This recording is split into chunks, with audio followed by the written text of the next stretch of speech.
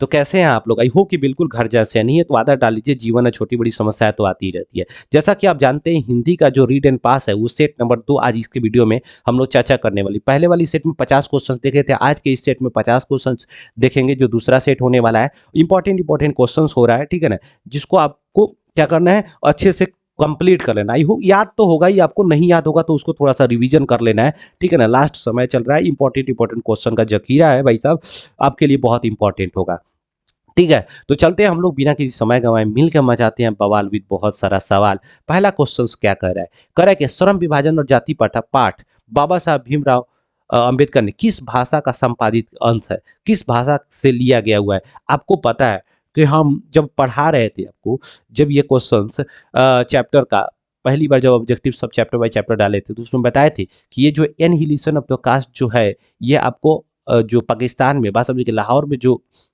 भाषण देने जा रहे थे, उसी में से ये थोड़ा सा ये कटा हुआ भाग है, एनहिलिशन ऑफ कास्ट। तो क्वेश्चन पूछता है an the caste in their mechanism, उन्हीं का लिखा हुआ है। Genesis and development, genesis and development, यहाँ पर देखिएगा एनहिलिशन ऑफ कास्ट और हुआ सुधराज, ये सभी उन्हीं के द्वारा लिखा गया हुआ किताब है। अगला क्वेश्चन कह रहा है कि खोखा दांत किस खोखा के दांत किसने तोड़े थे? तो खोखा का दांत किसने तोड़ा था? मदन ने तोड़ा हुआ था, मदन ने मार करके तोड़ा हुआ था। अगला देखिएगा क्वेश्चन कह रहा है क्या, तो ऐसे ही लड़के आगे चलकर चलकर गुंडे चोर डाकू बनते हैं। यह पंक्ति कहानी किस पात्र कहानी के किस पात्र ने कही है? अच्छा, कहानी के किस पात्र ने कही है? तो यहाँ पर देखिएगा गिरधर ने कहा हुआ था। ये कहानी के किस पात्र ने कहा हुआ था?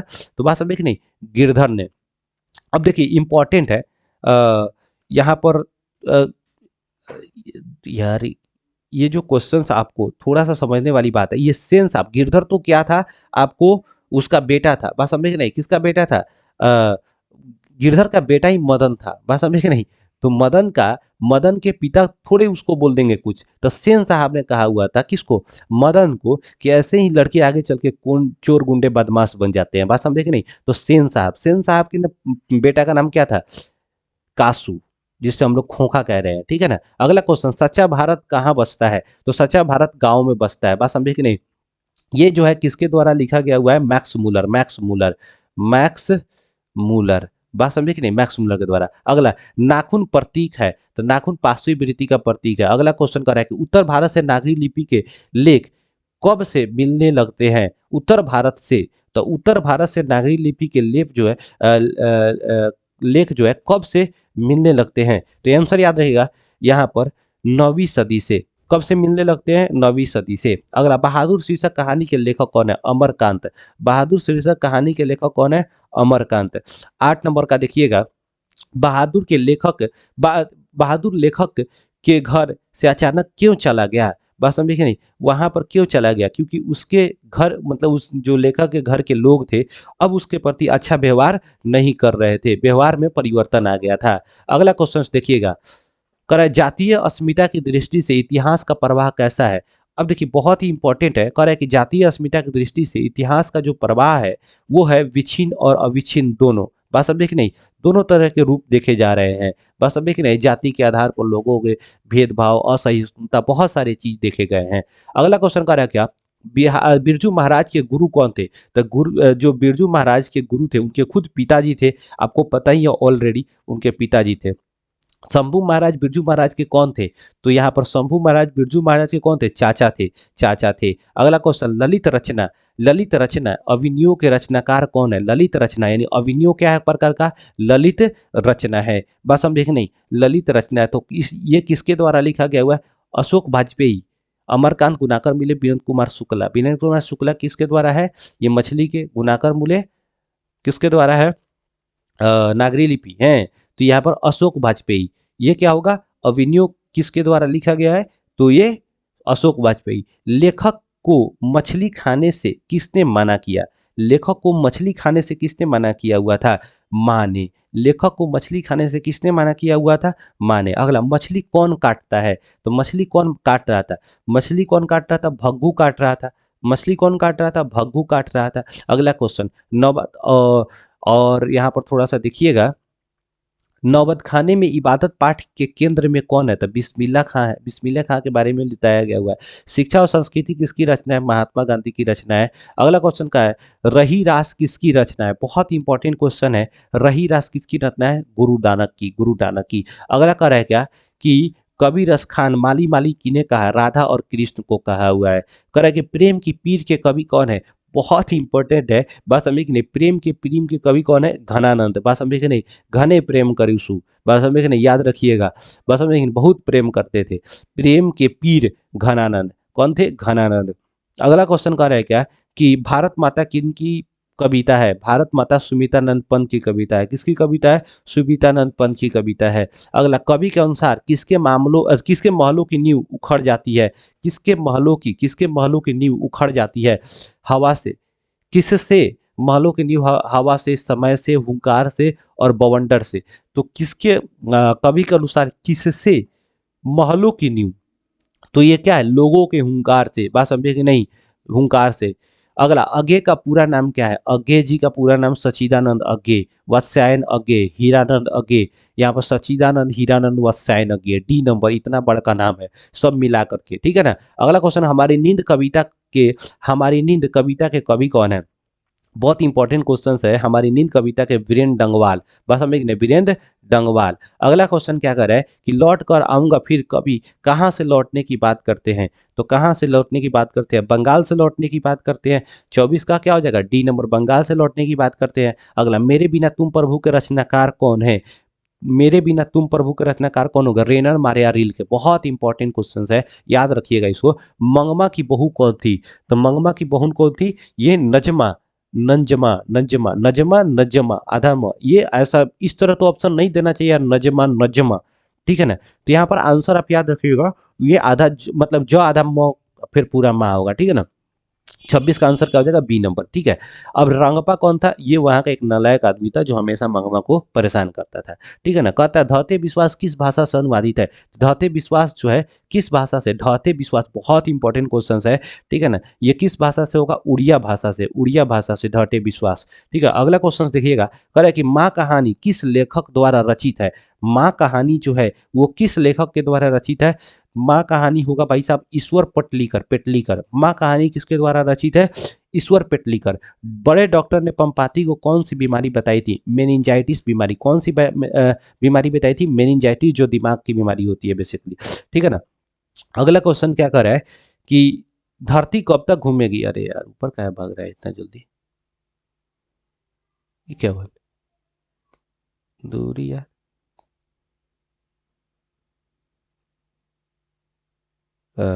एक मिनट। धरती कब तक घूमेगी? धरती कब तक घूमेगी पाठ के लेखक कौन है? बहुत इंपॉर्टेंट है। धरती कब तक घूमेगी पाठ के लेखक कौन है? सावर दैया। धरती कब तक घूमेगी, ये क्या है? आपको बहुत इंपॉर्टेंट क्वेश्चन आपको याद रखना है राजस्थानी भाषा में, ठीक है ना। अगला क्वेश्चन कह रहा है क्या? ध ध्वनि का ध्वनि स्थान क्या है? मैंने उच्चारण स्थान क्या है? ध ध्वनि का उच्चारण स्थान क्या होगा? ध जो ध्वनि है उसका उच्चारण स्थान क्या होगा? तो आप याद रखिए, ये जो ध है, बात समझे कि नहीं? ध्वनि का घ है यार, ये घ, बात समझे कि नहीं? घ, ध तो ऐसे ना होगा, ऐसे ध लिखा जाता है, ऐसे तो हम लोग का ध ऐसे होगा, लिख देते हैं, ठीक है ना। तो ये घ है, तो घ का उच्चारण स्थान क्या होगा? कंठ होगा, क्योंकि क ख ग में आएगा कंठ, क वर्ग में। आ ध रहता तो क्या होगा? ट त थ द ध। बात समझे कि नहीं? तो ये क्या हो जाएगा? दंत होता है, बात समझे कि नहीं? तो कंठ है।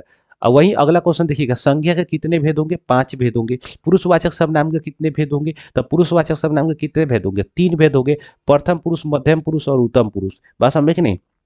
अगला क्वेश्चन कह रहा है क्या? विशेषण की विशेषता बतलाने वाले शब्द को क्या कहते हैं? विशेषण की विशेषता, बस समझे कि नहीं? विशेषता बताने वाले शब्द, अच्छा, विशेषण की विशेषता बताने वाले शब्द को प्रविशेषण क्या बोल देंगे?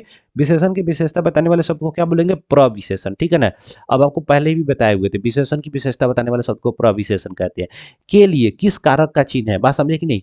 बात समझे कि नहीं? संबंध का के लिए, बात समझे कि नहीं? तो के देखिए, अब यहाँ पर आपको बहुत पहले भी बताए हुए थे कि आपको ट्रिक के माध्यम से बताए थे, कारक ट्रिक के माध्यम से भी बताए हुए थे, बात समझे कि नहीं। तो आपको बताए थे संपत्ति का के लिए, बात समझे कि नहीं, संपत्ति का के लिए, का के लिए मतलब क्या हो रहा है, संपत्ति का के लिए आपदा के समय उसने क्या कर दिया, साथ छोड़ दिया। तो यहाँ पर संप्रदान, संपत्ति का मतलब संप्रदान आपको बताए थे ना, संबंध, संबंध का के की चक्कर में, ठीक है ना, संबंध का के की चक्कर में, तो यहाँ का के की हो जाएगा। ट्रिक बताए हुए थे, ठीक है ना, कारक का ट्रिक, कारक का ट्रिक के जो होगा वीडियो का लिंक हम इसमें डाल लेंगे, ठीक है ना। करा क्या, पर उपसर्ग से बने शब्द निम्न में से कौन है, तो पर उपसर्ग से बने शब्द निम्न में से कौन होगा, ध्यान से देखिएगा, पर उपसर्ग की बात कर रहा है, तो यानी उपसर्ग यानी पहले लगने वाला है, तो प्रबल होगा, प्रगति, प्रकृति सब हो जाएगा। कह रहा है कि प्रत्यय के कितने भेद होंगे। अब देखिए उपसर्ग और प्रत्यय, यहाँ पर बात हम लोग कर रहे थे, तो यहाँ कह रहा है क्या कि प्रत्यय के कितने भेद होंगे,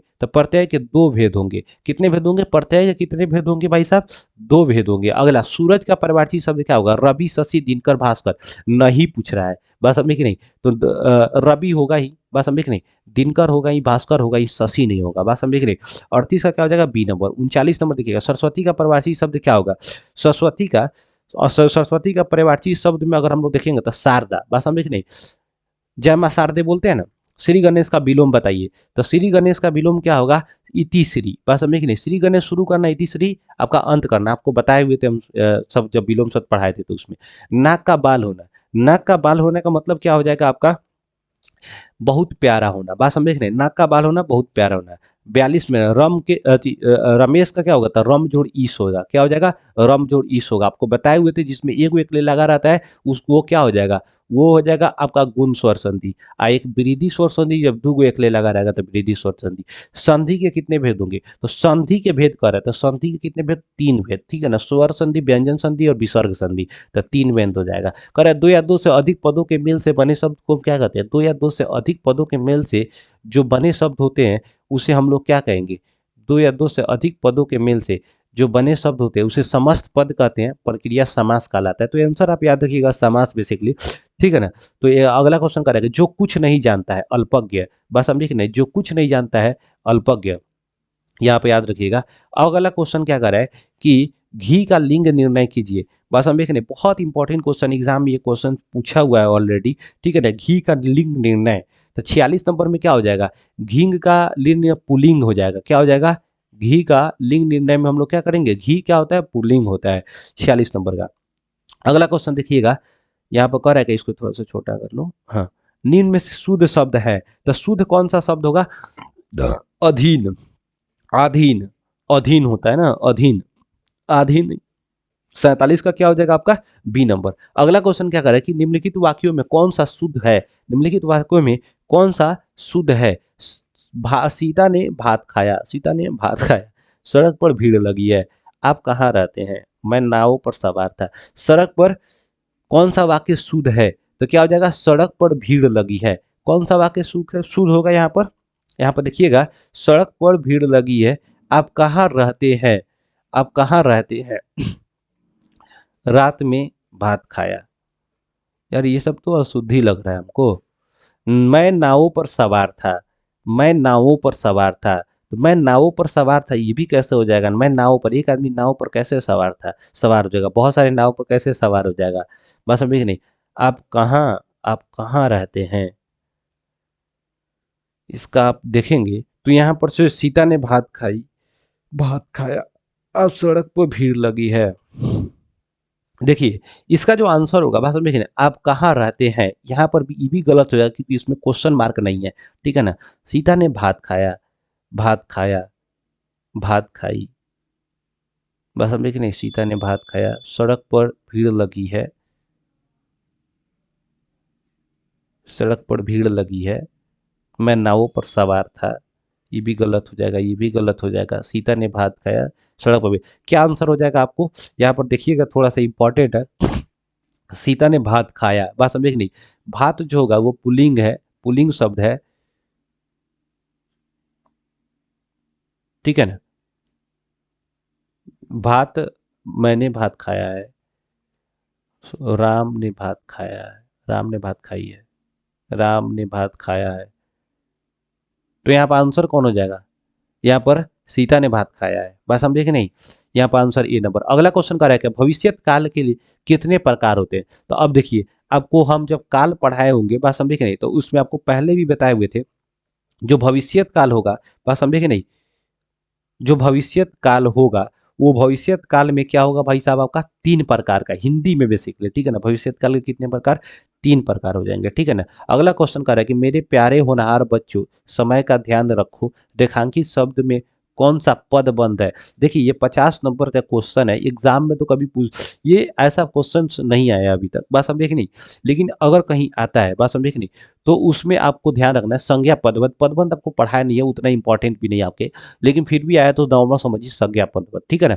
तो ये 50 जो क्वेश्चन आपके लिए बहुत इंपॉर्टेंट रहा। आई होप कि वीडियो अच्छा लगा होगा, नहीं अच्छा लगा हो तो लाइक डिसलाइक कीजिए, अच्छा लगा हो तो लाइक कीजिए, चैनल को कंपल्सरी सब्सक्राइब कीजिए। मिलते हैं नेक्स्ट वीडियो में ही रीड एंड पास के जो तीसरा सेट है उसको बनाते हुए और बवाल मचाते हुए। तब तक के लिए जय हिंद।